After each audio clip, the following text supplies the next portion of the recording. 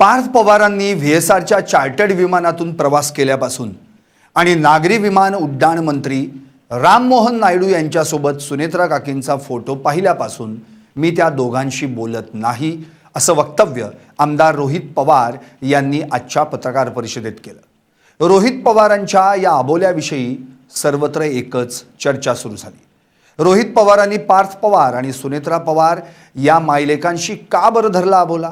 पाहुयात यावरचा हा स्पेशल रिपोर्ट। पार्थ पवार सुनेत्रा काकींशी मी तेव्हापासून बोलत नाही, रोहित पवारांनी का धरला अबोला? नमस्कार, मी संदीप आणि तुम्ही पाहताय LS मराठी।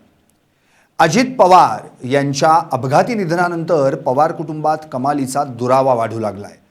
व्हीएसआर विमान कंपनीच्या विमानातून राज्यसभा खासदार पार्थ पवार यांनी केलेला प्रवास आणि केंद्रीय नागरी उड्डाण मंत्री राममोहन नायडू यांची उपमुख्यमंत्री सुनेत्रा पवार यांनी घेतलेली भेट या दोन गोष्टींवरून आमदार रोहित पवार या दोघांवरही प्रचंड नाराज झाले आहेत। पार्थ पवार आणि सुनेत्रा पवार यांच्याशी बोलायची अजिबात इच्छा नसल्याचं विधान करत आजच्या पत्रकार परिषदेत त्यांनी आपली नाराजी व्यक्त केली। उपमुख्यमंत्री अजित पवार यांचं अपघाती निधन झाल्यानंतर राष्ट्रवादी काँग्रेस पक्षातली समीकरणच बदलून गेली आहेत। अजित पवार यांच्या पत्नी सुनेत्रा पवार उपमुख्यमंत्री झाल्या, पुत्र पार्थ पवार राज्यसभा खासदार झाले, तर दुसरे पुत्र जय पवार आपल्या पक्षीय राजकारणात कमालीचे सक्रिय झाले।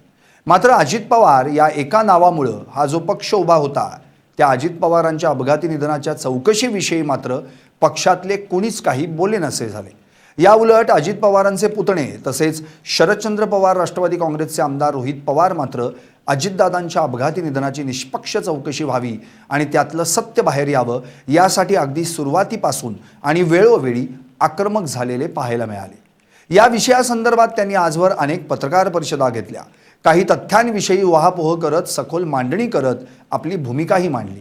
इतकंच नव्हे तर लोकसभेचे विरोधी पक्षनेते राहुल गांधी यांच्यासह इंडिया आघाडीतील महत्त्वाच्या नेत्यांची भेट घेऊन या प्रकरणात दबाव वाढवण्याचा प्रयत्न केला। अगदी कर्नाटकात जाऊन तिथल्या पोलीस ठाण्यात FIR देखील नोंदवला। अजितदादांचं निधन होऊन आज 3.5 महिने लोटले, मात्र तरीही त्याचा FIR महाराष्ट्रात का नोंदवण्यात आला नाही? CIDनं तपास केला, मात्र अजूनही त्याचा अहवाल सादर का केला गेला नाही? अजूनही व्हीएसआर कंपनीची विमानं हवेत उड्डाण कशी काय करतायत? या साऱ्या प्रश्नांची उत्तरं आजही गुलदस्तात आहेत।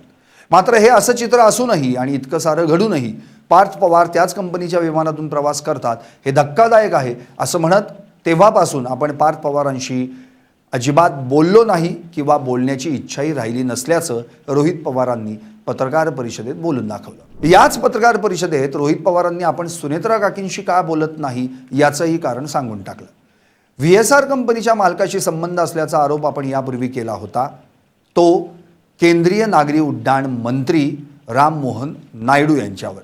मात्र तरी देखील आसामचे मुख्यमंत्री हिमंता बिस्वा शर्मा यांच्या शपथविधी कार्यक्रमाला उपमुख्यमंत्री सुनेत्रा पवार या केंद्रीय नागरी उड्डाण मंत्री राममोहन नायडू यांच्या शेजारी बसल्या होत्या हे आपल्याला अजिबात पटलं नाही।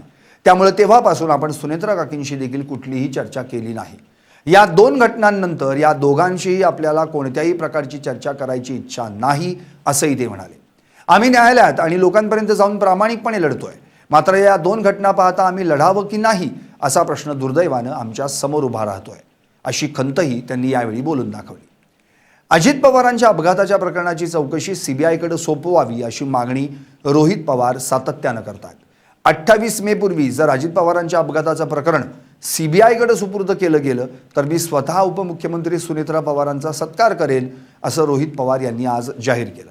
एकूणच काय तर जोपर्यंत अजित पवारांच्या अपघाताचं प्रकरण CBIकडे सुपूर्द केलं जात नाही तोपर्यंत पार्थ पवार आणि सुनेत्रा पवार या दोघांशी आपला अबोला कायम असेल हे रोहित पवारांनी यातून सूचित केलंय।